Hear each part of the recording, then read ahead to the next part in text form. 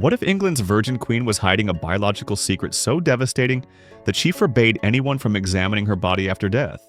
They told you Elizabeth I chose power over marriage. But what if she never married because she was born with both?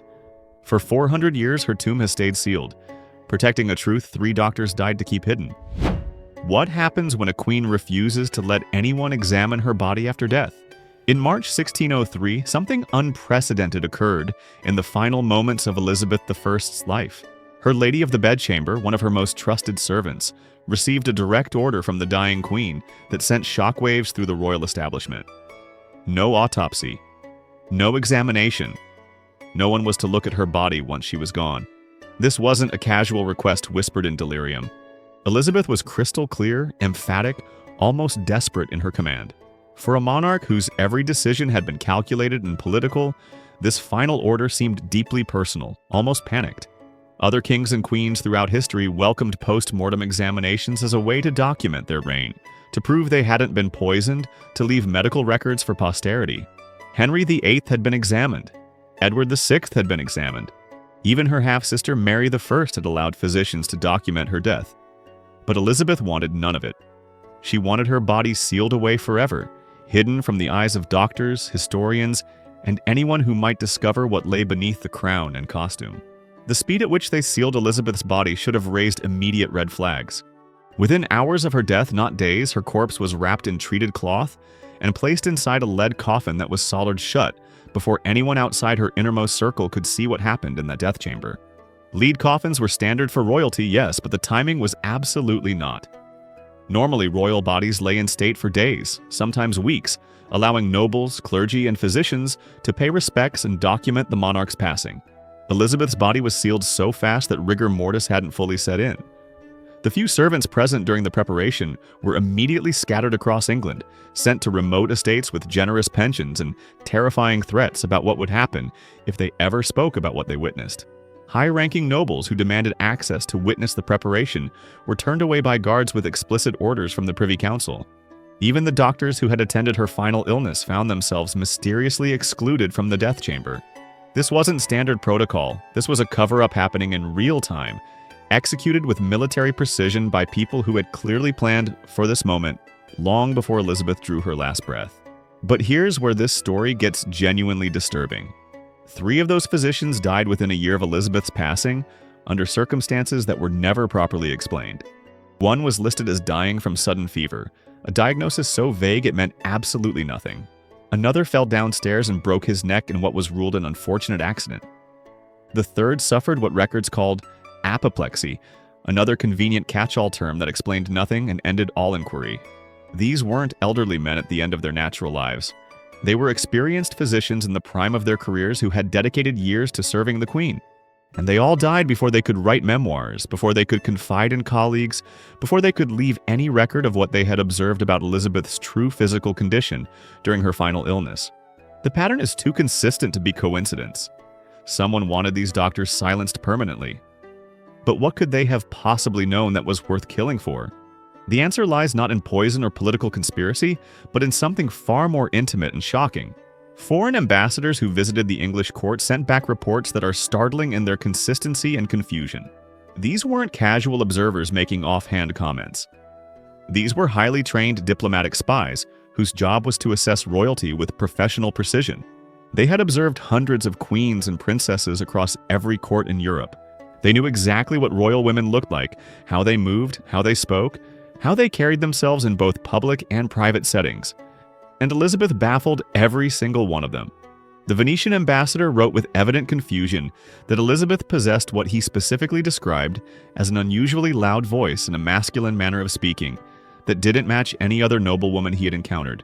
Another diplomat noted with careful diplomatic language that she had more the bearing of a soldier than a lady, moving with long, confident strides rather than the mincing steps expected of women at court.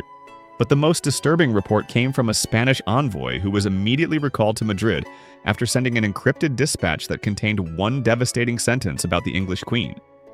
He wrote that Her Majesty's form is not as other women's. That's all he said. 7 words that ended his diplomatic career because he was pulled out of England within days and never given the chance to elaborate on what he meant. What did he see? What observation was so shocking that Spanish intelligence decided it was too dangerous for him to remain at the English court? The phrasing is deliberately vague, clearly written in code to avoid interception, but the meaning is unmistakable. Something about Elizabeth's physical form was fundamentally different from other women. Different enough that a professional diplomat trained to observe royal families considered it worthy of urgent encrypted communication to his king.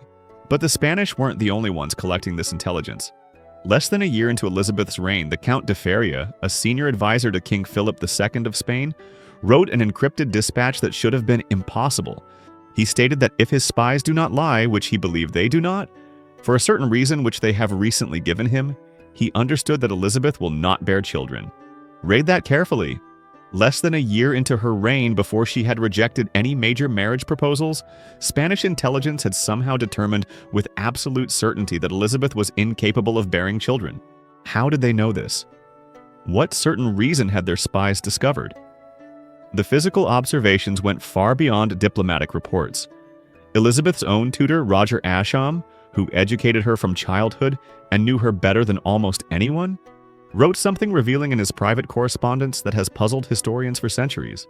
He noted that her mind has no womanly weakness, and her perseverance is equal to that of a man. In the 16th century, this wasn't meant as a compliment to a woman's intelligence. It was a confused observation from someone who expected female students to think and behave in certain ways. And Elizabeth consistently broke those patterns in ways he couldn't explain. She mastered Latin, Greek, Italian, French, and Spanish, with a speed that amazed her teachers, speaking all 5 languages fluently by her teenage years. She could debate theology with bishops and outmaneuver counselors twice her age in political discussions, demonstrating a kind of aggressive intellectual confidence that Tudor society simply didn't associate with women. Her physical stamina was equally legendary and equally confusing to observers. She would hunt for hours on horseback, outlasting men half her age without showing fatigue. Ambassadors noted her unusually large and powerful hands for a woman, hands that looked like they belonged to a soldier rather than a queen. Most strikingly, Elizabeth was exceptionally tall for her era, standing above many of the men at her court. In a time when the average woman was around 5 feet tall, Elizabeth towered over other women and matched the height of her male courtiers. All of these characteristics individually might be explained away as genetic variation, but taken together they paint a picture that made contemporary observers deeply uncomfortable. They were witnessing something they couldn't quite name, something that didn't fit the categories they understood. Tudor-era physicians understood far more about intersex conditions than most people realize.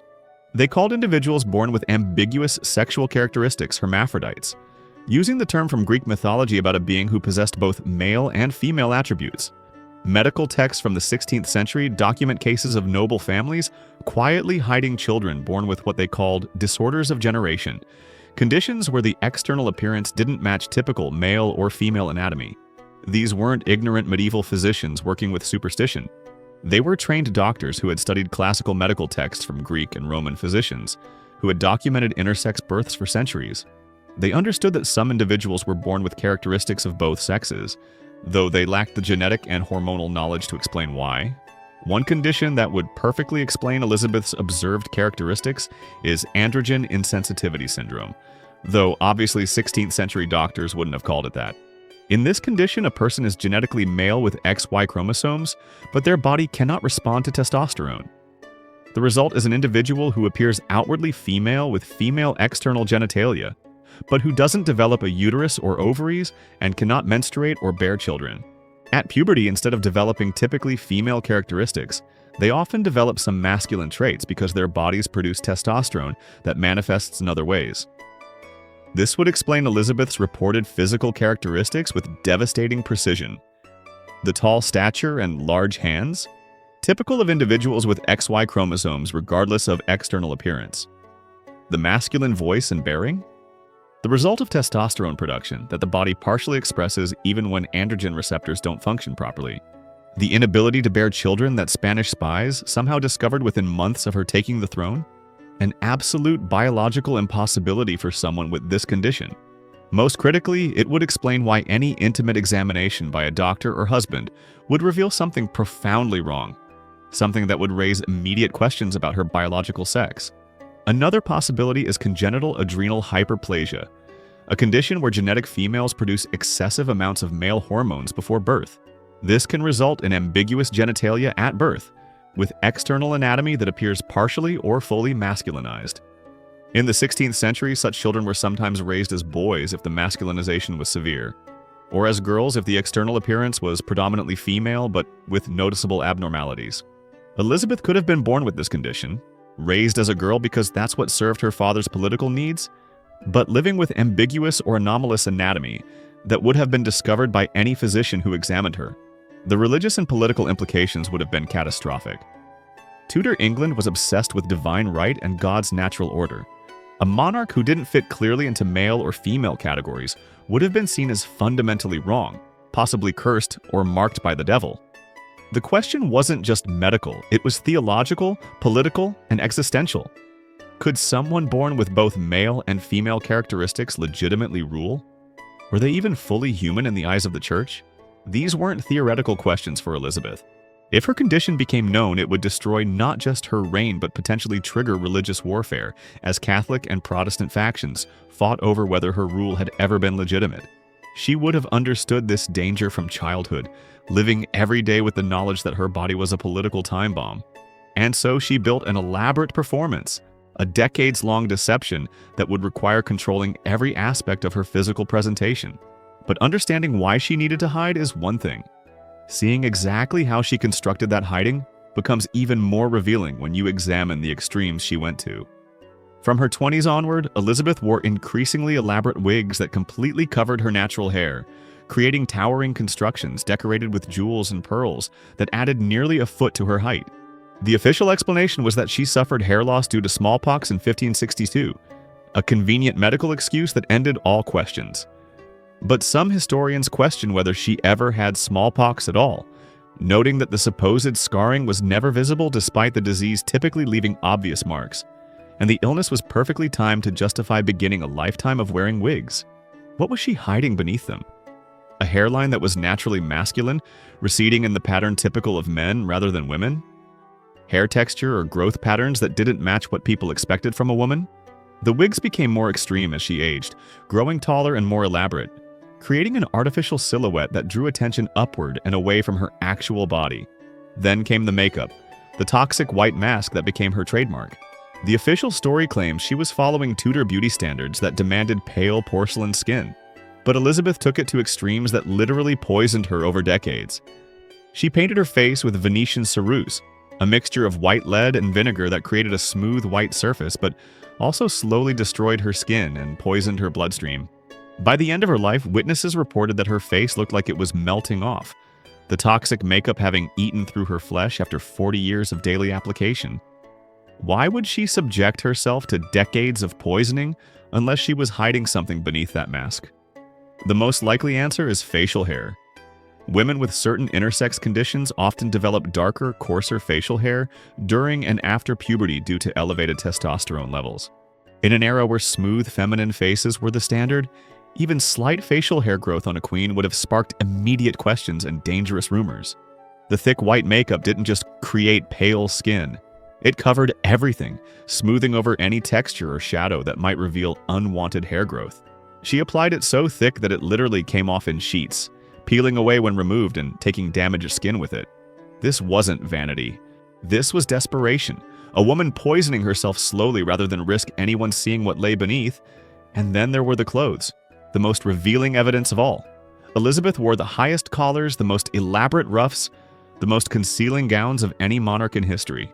Her dresses had structured bodices with rigid whalebone stays that created an artificial silhouette, disguising her natural body shape and creating curves where her actual form might not have had them. The ruffs around her neck grew larger and more extreme as she aged, some so enormous they required wire supports to hold them up. They concealed her entire neck and jawline, areas where masculine bone structure might have been visible. She never appeared in public without multiple layers of clothing that made it impossible to see her true form beneath. Even in her private chambers, she maintained strict control over who could see her and under what circumstances. Ladies-in-waiting reported that she dressed and undressed behind screens, that she never allowed anyone to see her fully unclothed, that even her most intimate servants had access only to specific parts of her body during washing and dressing. This level of control over her physical presentation goes far beyond normal royal modesty. This is someone living in constant fear of physical discovery, someone whose survival depends on maintaining an illusion every single day for decades. The elaborate costumes, the toxic makeup, the concealing wigs, they weren't about vanity or fashion. They were armor, a carefully constructed disguise that hid biological realities that could have destroyed her. But maintaining that disguise became more difficult when illness forced her to allow a doctor closer than anyone had been in years. And what he discovered in that examination changed him forever. In 1566, Elizabeth fell violently ill with what her doctors feared might be smallpox or plague. The illness was so severe that everyone at court believed she was dying. Her counselors gathered in emergency sessions, preparing for civil war over the succession because Elizabeth had refused to name an heir. The political situation was desperate. Without a clear successor, England would descend into chaos, with Catholic and Protestant factions both claiming the right to choose the next monarch. Foreign powers would invade to support their preferred candidates. Everything depended on knowing whether Elizabeth would survive and whether she could still potentially bear an heir if she recovered. Her doctors begged for permission to examine her properly, but Elizabeth initially refused even though her life was at stake.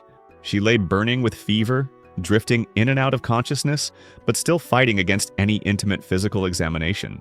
Her closest advisors, including William Cecil, pressured her desperately, explaining that her physicians needed to understand her condition to treat her effectively.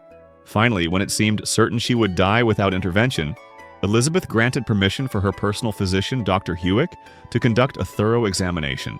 He was a man she had known since childhood, someone she trusted as much as she trusted anyone. If she was going to let anyone discover her secret, it would be him. What happened in that examination room has haunted historians for over 400 years. When Dr. Huick emerged after nearly an hour alone with the Queen, witnesses reported that his face had gone completely pale, as if all blood had drained from his features. He looked troubled in a way that went beyond normal medical concern, as if he had seen something that shook him to his core. His hands were visibly trembling as he spoke briefly with the counselors waiting outside, and his voice was described as unsteady. He refused to discuss what he had discovered beyond prescribing immediate treatment for her fever. When other physicians tried to consult with him, asking the routine medical questions doctors would normally discuss about a royal patient's condition, Huick shut down completely. He gave vague non-answers, changed the subject abruptly, or simply walked away without explanation. This wasn't normal medical confidentiality. This was a man who had seen something he couldn't speak about, something that violated every expectation he had about the Queen's body. After that examination, Dr. Huick became a completely different person. He withdrew from court life almost entirely, stopped attending social functions where he had previously been a regular presence, and avoided conversations with medical colleagues who wanted to discuss interesting cases. When physicians tried to consult with him about the Queen's ongoing health issues, he would become visibly agitated and find excuses to end the conversation. Whatever he had seen during that intimate examination affected him so profoundly that he couldn't maintain his normal professional demeanor. And then, exactly 1 year later, Dr. Huick was dead. The official cause recorded in death registers was sudden fever, that conveniently vague diagnosis that explained nothing and ended all questions. He was in the prime of his career, known for his robust health, with no prior history of serious illness. Yet, supposedly, he was struck down by a fever so sudden and so severe that he died within days. His medical notes and personal papers, the detailed records that every physician of his era kept meticulously, were never found. If he had written anything about what he observed during Elizabeth's examination, anything that might explain his shocked reaction and subsequent behavior, it vanished completely. Were those papers destroyed by Huick himself, a final act of loyalty to protect his Queen's secret?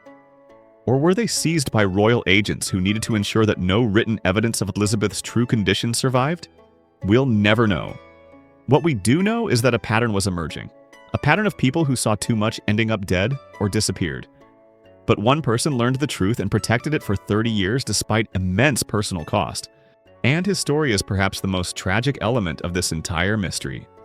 Elizabeth's relationship with Robert Dudley was the love story that shaped both their lives, and it provides some of the most compelling evidence that she was hiding something that made marriage biologically impossible.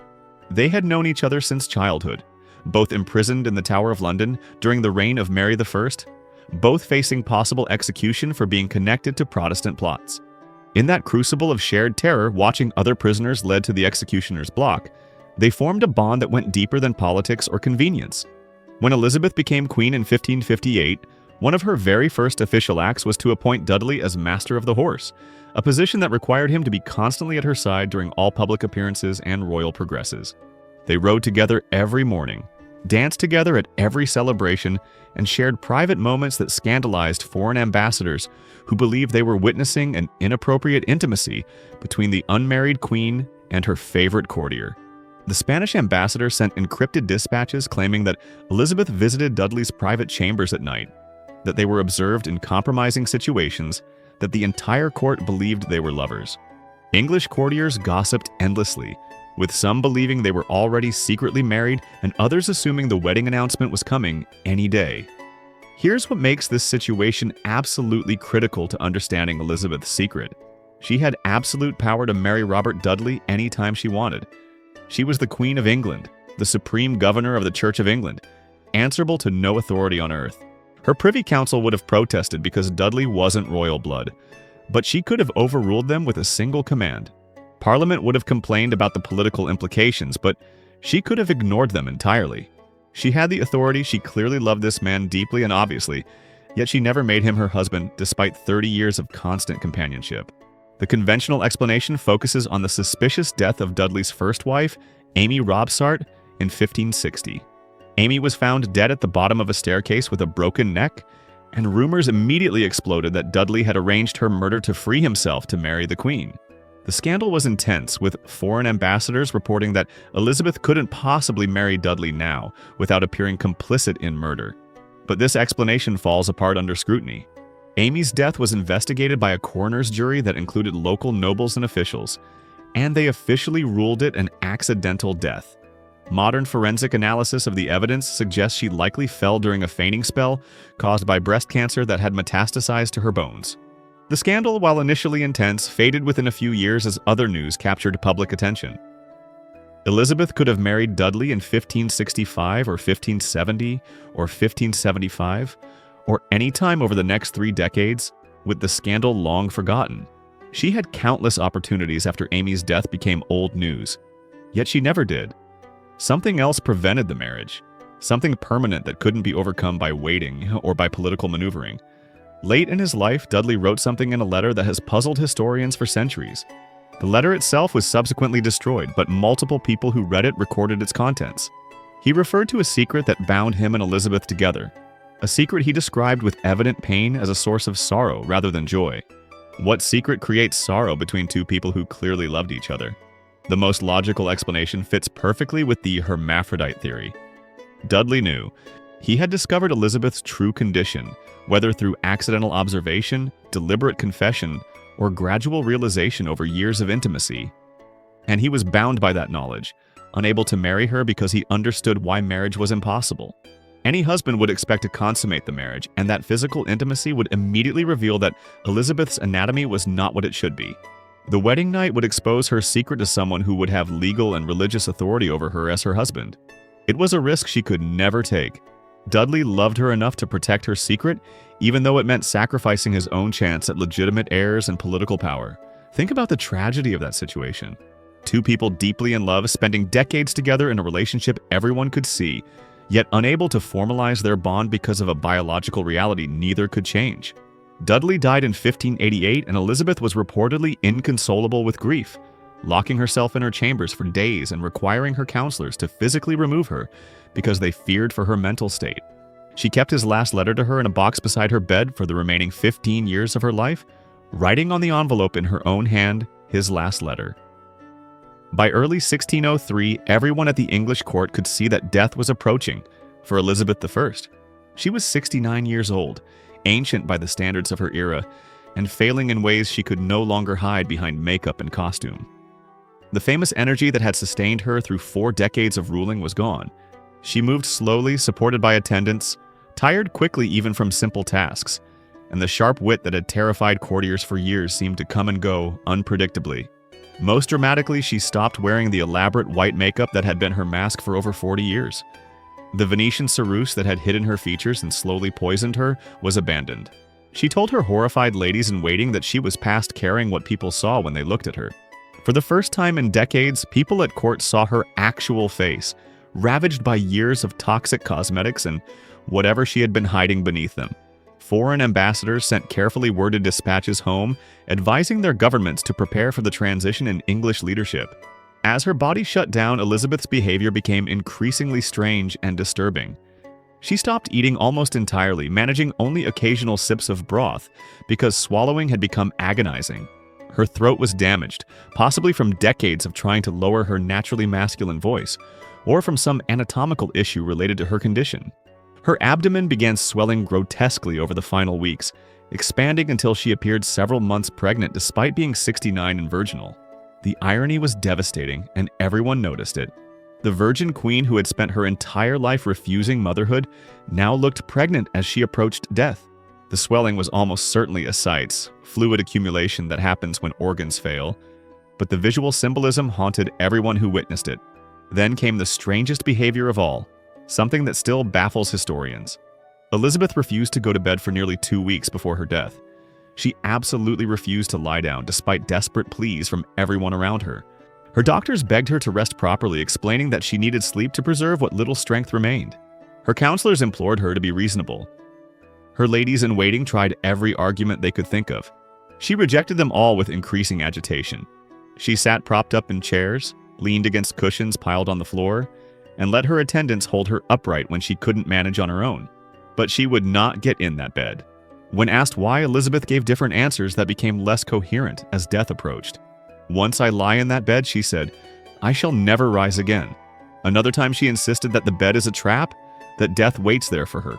Sometimes she just shook her head violently and refused to speak about it at all, becoming agitated if anyone pressed the issue. Was this psychological terror a final desperate attempt to maintain control by refusing to surrender to death? Or was it physical, some medical reality that made lying flat unbearably painful or even dangerous? Some medical historians have suggested that if Elizabeth had an undiagnosed intersex condition with internal anatomical abnormalities, the pressure of lying flat might have caused excruciating pain in her final days as her organs failed. The abdominal swelling combined with possible internal anatomical differences could have made horizontal positions physically unbearable. We'll never know for certain because of what happened the moment she died. On March 24, 1603, Elizabeth Tudor stopped breathing. And the moment she died, her counselors moved with extraordinary speed, as if they had been preparing for this exact moment for a very long time. The doors to her chamber were locked immediately with guards posted outside who had strict orders that absolutely no one could enter or leave without explicit written permission from the Privy Council. Only the most trusted ladies-in-waiting, women who had served Elizabeth for decades and who could be absolutely relied upon to keep secrets, were allowed to remain inside to prepare the body. Even high-ranking nobles who should have had the right to witness a monarch's passing were physically removed from the area by armed guards. The preparation of Elizabeth's body happened behind those locked doors with only a handful of witnesses, all of whom were given explicit and terrifying instructions before they began. Within hours, not days, Elizabeth's corpse was wrapped in treated cloth and placed inside a lead coffin that was soldered shut before rigor mortis had fully set in. The servants who witnessed the preparation were scattered across England within days, sent to remote estates with generous pensions and promises of continued support for their families, as long as they never spoke about what they had seen. The speed and secrecy weren't just unusual, they were unprecedented in English royal history. Other monarchs' bodies had lain in state for weeks, allowing nobles and physicians and foreign representatives to pay their respects and confirm the death. Elizabeth's body disappeared into that sealed coffin within hours, hidden so fast that most people at court never saw her corpse at all. And then the tomb itself became a fortress guarding the secret.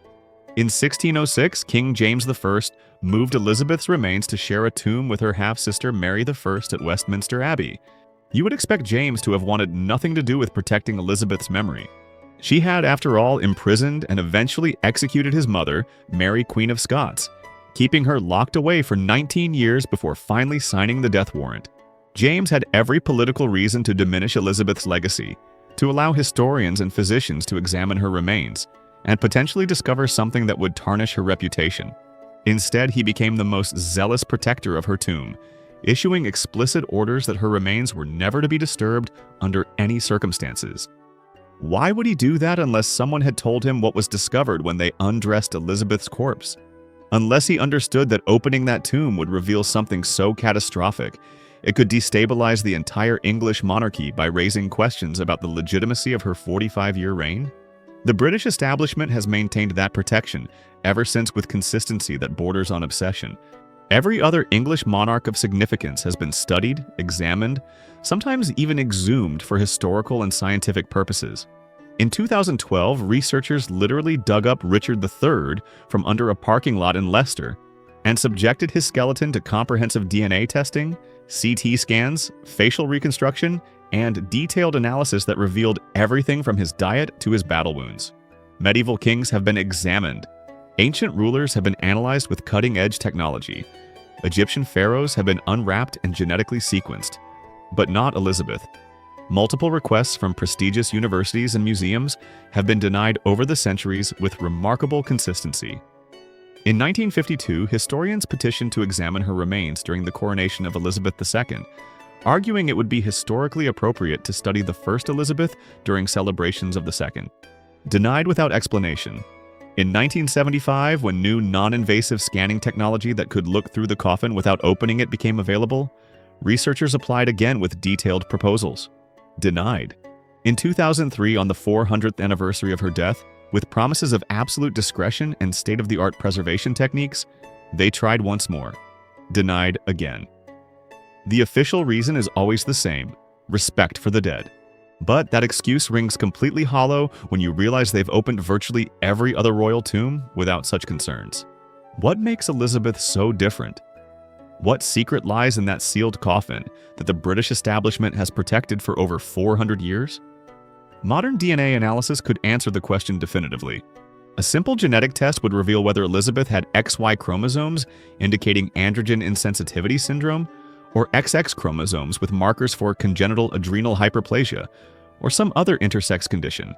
Bone structure analysis could show whether her skeleton displayed typical male or female characteristics or something in between. Forensic examination could potentially identify anatomical anomalies that would explain why she couldn't marry or bear children. The technology exists right now to solve this mystery without damaging her remains at all. Yet the answer stays buried, protected by an establishment that apparently believes some truths are too dangerous to reveal even after 4 centuries. The Virgin Queen's greatest secret may not be that she chose England over marriage, but that biology made that choice for her. And somewhere in Westminster Abbey, sealed in lead and protected by centuries of official silence, lies the proof. The question is whether we'll ever be allowed to see it, or whether Elizabeth's final command that no one should ever examine her body will be honored forever. If this story has shaken everything you thought you knew about history, then you need to do 3 things right now. First, subscribe to this channel because we're digging into the secrets that powerful institutions have spent centuries hiding. And the truth about other historical figures might be even more explosive than Elizabeth's sealed tomb. Second, smash that like button if you believe it's finally time for Westminster Abbey to let science examine that coffin after 400 years of silence, because your engagement tells them people demand answers. And third, drop your theory in the comments below. Do you think Elizabeth was born with an intersex condition? Could modern DNA analysis finally solve this mystery? Or is there another explanation we haven't considered? Your insights might reveal something historians have missed for centuries. The truth has been buried long enough. Let's uncover it together.